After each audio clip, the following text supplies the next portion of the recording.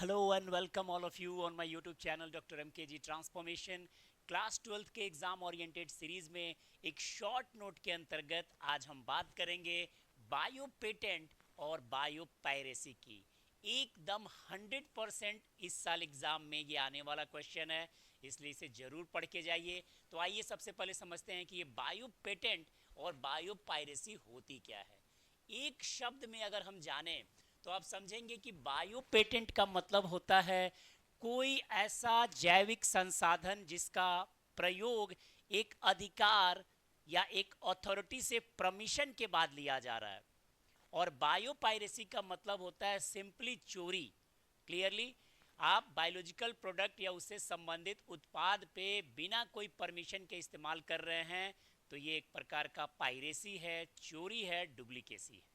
अब हम देखते हैं परिभाषा के तौर पे, चूंकि ये शॉर्ट नोट में आएगा तो परिभाषा के तौर पे हम समझ सकते हैं कि बायो पेटेंट जब किसी नई जैविक खोज या जैविक उत्पाद पर बिना कोई, माफ कीजिएगा, परमिशन के आधार पे अधिकार लेके, प्रॉपर अथॉरिटी के द्वारा परमिशन लेके जब हम उसे विकसित करते हैं उस खोज को या उत्पाद को, तो उसे हम बायो पेटेंट कहते हैं।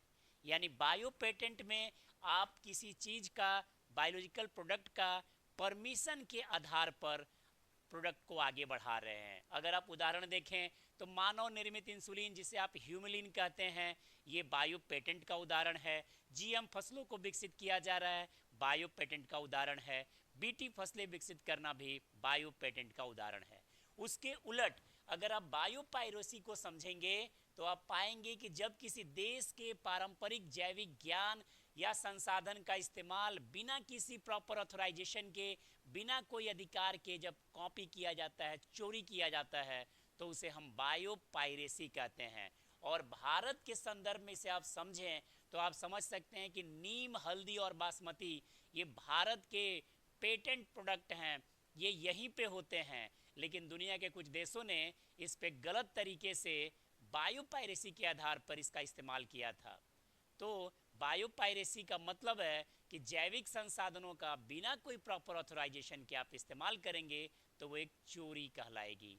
तो ये 100% क्लास 12th के एग्जाम के लिए बेहद इंपॉर्टेंट क्वेश्चन है, इसे प्लीज़ ध्यान से पढ़ें। Thank you for watching, have a nice day.